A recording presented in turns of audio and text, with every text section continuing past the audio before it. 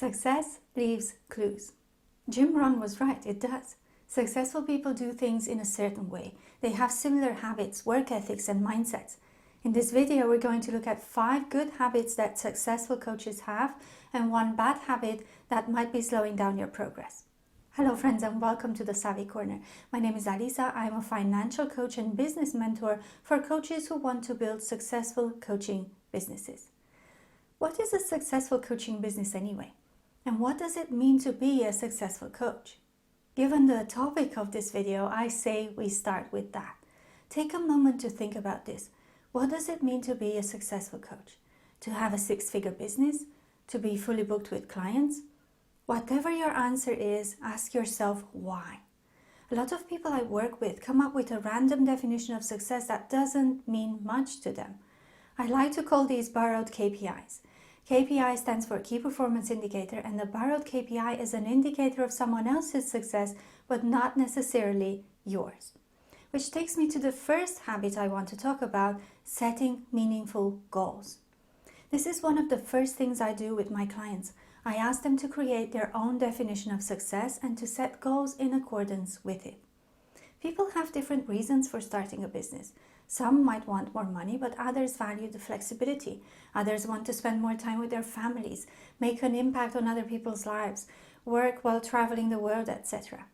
You will never be successful, not in your own eyes anyway, if you keep chasing someone else's dream.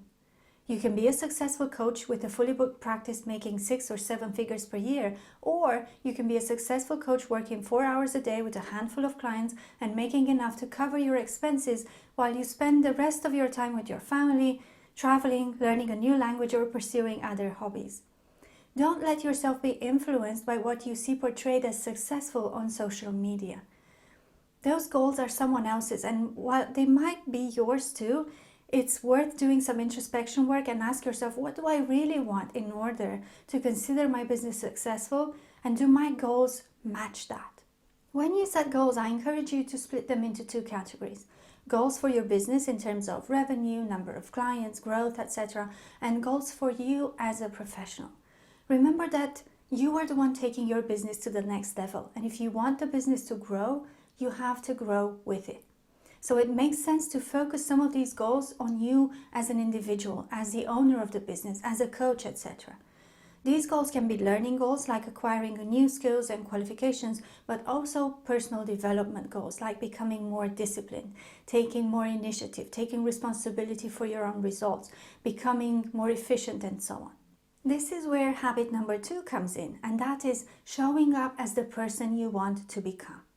I don't want to use the words act as if, because I'm not talking about faking it till you make it here.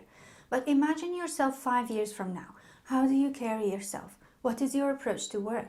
How do you run your business? How do you prioritize your tasks? What does a day in your life look like? The sooner you start showing up as the person you want to be in the future, the sooner those aspirations will become reality. Don't wait 5 years. Be that person now to the best of your abilities. Habit number 3 is to review your offer and prices regularly. The reason for this is twofold. First of all, you want to stay in touch with what the market wants and make sure that your offer reflects that. And secondly, you need to make sure that your business continues to be financially viable and your prices are in line with your goals. When I work with new coaches, we do some number crunching together, and they are surprised to see that the financial goals they set for themselves are not attainable with their current business model and pricing structure. This is especially the case for coaches who focus on one-to-one work. That type of work requires your presence as the coach to deliver the sessions, and there's only so many coaching sessions you can do before there are no more hours left in the day. You can have a fully booked practice and still not reach your financial goals because of your pricing structure. So regularly reviewing your offer and prices is super important. And of course, let's not forget that you run a business.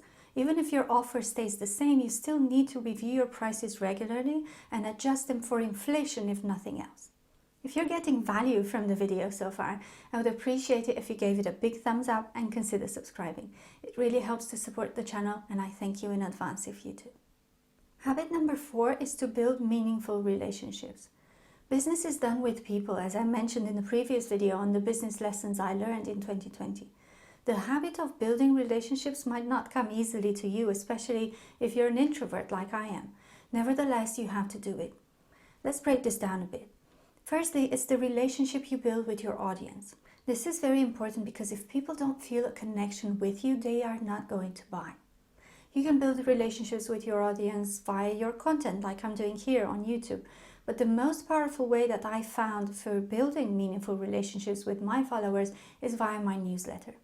Every week I send the people in the Savvy Corner community at least one email, but most of the time I write to them twice a week. It's a very powerful way to build a relationship because people can respond to my emails, and a lot of them do, and that's how we strike a conversation. I offer even more value to them and continue to nurture that relationship.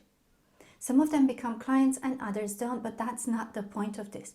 The point is to be useful, to be human, and to learn directly from your audience what is it that they want from you and how they would like to receive it. If you want to join my newsletter and build a more meaningful relationship with me, I'd love to have you there. The link to join is in the description box below. Then there are the relationships you build with other coaches and professionals. When I left my job to become a full-time coach, I didn't think that I would miss having colleagues. I was always the type of person who worked best on my own, and I wasn't the most sociable either. However, when I became a full-time business owner, all of a sudden it was me and nobody else. And it felt very lonely and isolating. Building relationships with other coaches and business owners gives me the feeling that I'm not alone, that I have colleagues to talk to and ask for advice and support each other in general. Especially during the pandemic, that has been extremely important for my business, but also for my mental health and well-being. And finally, there are the relationships you build with your network. These could be with referral partners or business contacts you have inside different organizations and companies. It's important to regularly keep in touch and nurture those relationships so that you are front of mind when an opportunity comes up that they can introduce to you. Sometimes it's not about what you know, but who you know. Habit number 5 is one that I'm actively working on right now, and that is taking breaks. I used to believe that being successful meant working long hours and hustling hard. I don't believe that anymore, and I'm trying to be mindful of how much I work and how I spend my time. I use a tool called Clockify to track my time and projects, and ever since I started doing this, the results have been eye-opening. I talk more about it in my video about productivity tips for coaches, which I will link for you here and in the description box below. Personally, it has been hard for me to take a break since the pandemic started because I cannot go anywhere.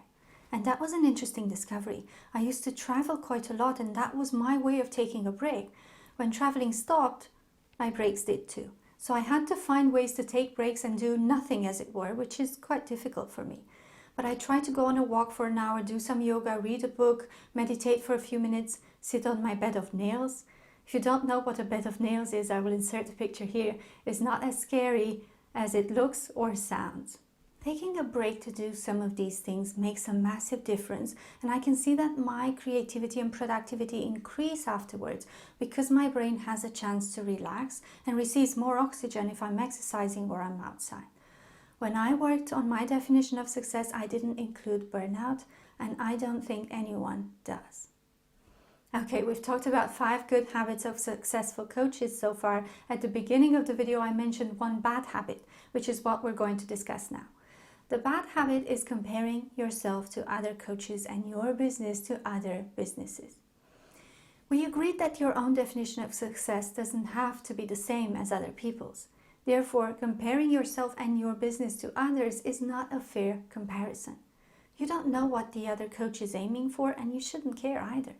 What you should care about is that you are doing what you can to reach your own goals, serve your own audience in a way that is in line with your values, and give value to people. In fact, who am I to tell you what you should care about? That is for you to decide based on your own aspirations and coaching journey. I hope you enjoyed this video, and if you did, you might want to check out these other 2 that are suggested on the screen right now. Thank you so much for watching. I'm Alisa, and I'll see you in the next one. Bye!